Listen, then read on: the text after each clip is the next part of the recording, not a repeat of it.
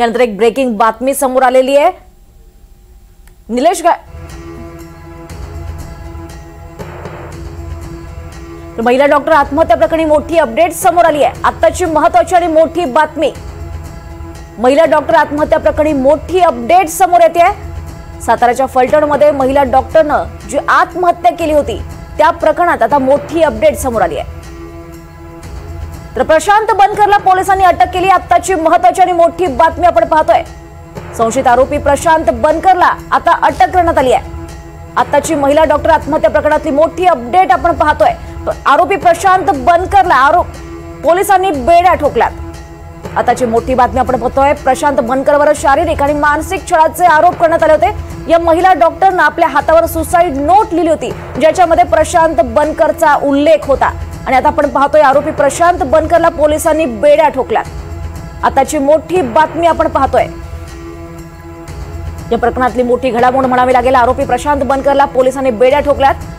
जवळपास 5 पथकं या आरोपींच्या शोधात होती आणि आता आपण पाहतोय या आरोपी प्रशांत बनकरला पोलिसांनी बेड्या ठोकल्यात। अधिक माहिती घेऊयात आमचे प्रतिनिधी राहुल कुलकर्णी यांच्याकडून। राहुल, मोठी बातमी म्हणावी लागेल, आरोपी प्रशांत बनकरला बेड्या ठोकल्यात आणि त्यातनं नवीन माहिती मिळेल की ज्या पद्धतीने बीडचं नाव घेऊन या संपदा मुंडेंना ज्या पद्धतीचा मानसिक त्रास दिला त्याच्यात प्रशांत बनकर होता का?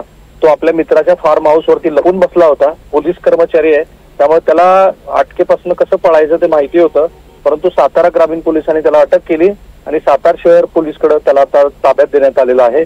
दुसरा जो आरोपी आहे ज्यांनी आपल्यावरती 4 वेळेला अत्याचार केला असं डॉक्टरचं म्हणणं होतं, त्याला अजून अटक झालेली नाही। तो बीड जिल्ह्याचाच रहिवासी, परळी विधानसभा मतदारसंघातलाच रहिवासी असं कळतंय आणि तो काही शिक्षणासाठी वगैरे पुण्यात राहिलेला होता। तोही कालपासून फरार आहे। पण पोलिसांनी चांगली कामगिरी करत तातडीने आपल्या आरोपीला अटक केल्यामुळं जो महत्वाचा प्रश्न आहे, जे 2-3 प्रश्न आहेत खरं म्हणजे, एक प्रश्न आहे ते की तो खासदार कोण आणि पोलिसांनी नेमका मानसिक छळ कसा केला होता, तर त्या प्रश्नाचं उत्तर मिळायला मदत होईल। एक मोठी अपडेट आहे आज दिवसभरामध्ये या संदर्भामध्ये गृह विभागाकडनं ज्या कारवाई होत आहेत त्याच्यावरती लोकांना काही प्रश्नाची उत्तर अपेक्षित आहेत आणि हा ग्रामीण भागामध्ये जो लपून बसला होता त्याला आता अटक केल्यामुळे त्या प्रश्नाचं उत्तर मिळेल ज्याचं उत्तर मिळणं अपेक्षित आहे महाराष्ट्राला। निश्चितच राहुल, आणखी एक महत्त्वाचं म्हणजे राहुल, हा जो प्रशांत बनकर आहे हा नेमका या मृत महिलेच्या संपर्कात कसा आला होता, त्याचा बॅकग्राऊंड एकंदरीत काय, या संदर्भात काही माहिती कळली आपल्याला?